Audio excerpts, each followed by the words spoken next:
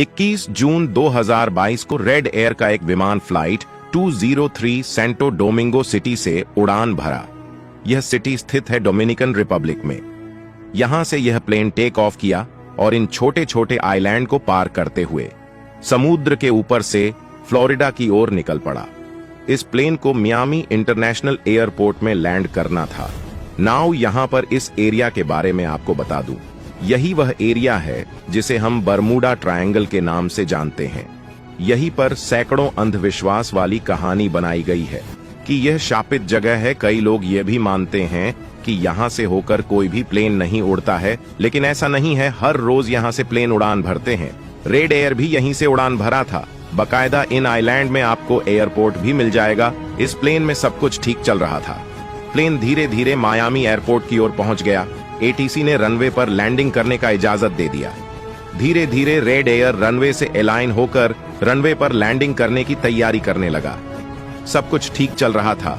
Pilot ने landing gear को down किया और कुछ ही सेकंड में प्लेन रनवे से टच डाउन भी कर गया, लेकिन प्लेन अचानक से अनबैलेंस होने लगा। दरअसल ऐसा इसलिए हो रहा था क्योंकि लैंडिंग के दौरान लैंडिंग व्हील कोलैप्स हो गया। प्लेन का पूरा फ्यूजलेज रनवे से रगड़ खाने लगा और फिसलते हुए आगे की ओर जाने लगा। आमतौर पर उन प्लेन की बात करें जिनका इंजन विंग पर लगा होता है। अगर लैंडिंग गियर कोलैप्स हो जाए तो प्लेन का इंजन रनवे से रगड़ खाने लगता और फ्यूजलेस को कम नुकसान पहुंचता है। लेकिन रेड एयर के साथ ऐसा नहीं था। इसका दोनों इंजन फ्यूजलेज के पिछले हिस्से के ऊपर की ओर लगा हुआ था और इसलिए पूरा फ्यूजलेज रनवे से बुरी तरह से रगड़ खाने लगा। इसी दौरान प्लेन के विंग में आग लग गई। प्लेन लड़खड़ाते हुए रुक गया। सारे यात्री इमरजेंसी एग्जिट डोर की तरफ भागने लगे। हालांकि घटना में सारे यात्रियों की जान बच गई। इस हादसे में सिर्फ 3 लोग घायल हुए थे, जिनको अस्पताल भेज दिया गया। फायर फाइटर तुरंत ही प्लेन के ऊपर फोम स्प्रे करने लगे ताकि आग न फैले और कुछ ही मिनटों में आग पर भी काबू पा लिया गया। इस तरह से एक बड़ा हादसा होते होते टल गया। कई लोग मुझसे पूछते हैं कि भाई आग लगी है तो उसे बुझाने के लिए पानी डाल दो, बात खत्म। लेकिन ज्यादातर केस में ऐसा नहीं किया जाता। यहाँ पर फोम स्प्रे किया जाता है। लेकिन ऐसा क्यों? तो भाई एविएशन में छोटी से छोटी चीज भी किसी न किसी मकसद से ही होती है। जरा सोचो, किचन में गर्म तेल है, उस तेल में पानी डाल दो, फिर आपको पता चल जाएगा कि क्या होता है। तो दोस्तों, मैंने एक एग्जाम्पल के लिए कहा है, आप ऐसे में घर पर ट्राई मत करना। चाहे जलता हुआ ऑयल हो या फिर प्लेन का फ्यूल, ये दोनों उसी तरह से रिएक्ट करेगा। अगर प्लेन के जलते हुए फ्यूल में पानी डाल दिया जाए तो यह धमाका भी हो सकता है। इसलिए रेड एयर के इंजन में फोम डाला गया, न कि पानी। तो अब बात करते हैं इसके लैंडिंग व्हील की। दोस्तों, लैंडिंग व्हील को डाउन करने के लिए हाइड्रोलिक सिस्टम को इस्तेमाल किया जाता है। अगर किसी वजह से हाइड्रोलिक सिस्टम फेल हो जाता है या फिर प्लेन में इलेक्ट्रिसिटी गुल हो जाता है तो ऐसे केस में भी हाइड्रोलिक सिस्टम काम करना बंद कर देता है। अगर हाइड्रोलिक सिस्टम काम ना करे तो ऐसे केस में लैंडिंग गियर डाउन होकर ठीक से लॉक नहीं हो पाएगा।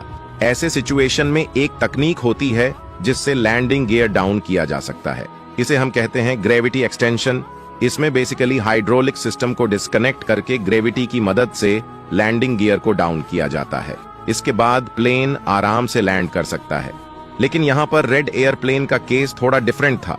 नॉर्मली पायलट को पहले ही पता चल जाता है कि प्लेन का लैंडिंग व्हील कोलैप्स हो चुका है। इसके बाद पायलट तब तक गो अराउंड करते रहते हैं जब तक लैंडिंग गियर ठीक से डाउन होकर लॉक ना हो जाए। लेकिन रेड एयर के पायलट को यह तो पता ही नहीं था कि कुछ होने वाला है। इस प्लेन का लैंडिंग व्हील सही सलामत था। यह कोलैप्स तब हुआ जब प्लेन रनवे से टच डाउन किया। ऐसे कंडीशन में पायलट कुछ भी नहीं कर सकते। जो कुछ भी होगा सब किस्मत के भरोसे। लैंडिंग व्हील में स्ट्रट्स लगा होता है जो कि ठोस स्टील से बना होता है। इसी की वजह से लैंडिंग व्हील इतने भारी भरकम प्लेन के भार को संभाल पाता है। इसलिए इसे बहुत स्ट्रांग बनाया जाता है। अगर यह स्ट्रट अगर कहे तो या रॉड डैमेज हो जाता है तो प्लेन का लैंडिंग गियर कोलैप्स हो जाएगा। इसलिए इसे इतना मजबूत बनाया जाता है। इतना स्ट्रांग होने के बावजूद भी रेड एयर का लैंडिंग व्हील कैसे कोलैप्स हो गया, इसे भी समझना बहुत जरूरी है। दोस्तों, व्हील तो चेयर में भी लगा होता है, इसलिए चेयर किसी भी डायरेक्शन में लुढ़क सकता है। लेकिन प्लेन का लैंडिंग व्हील प्लेन को हमेशा सीध में या काहे की सेंटर में बनाए रखने में मदद करता है, लेकिन कभी कभी प्लेन को तिरछा होकर लैंड करना पड़ता है। ऐसे में व्हील का डायरेक्शन भी रनवे के सीध में न होकर तिरछी हो जाती है। इस तरह के लैंडिंग में इस रोड पर काफी जोर पड़ता है।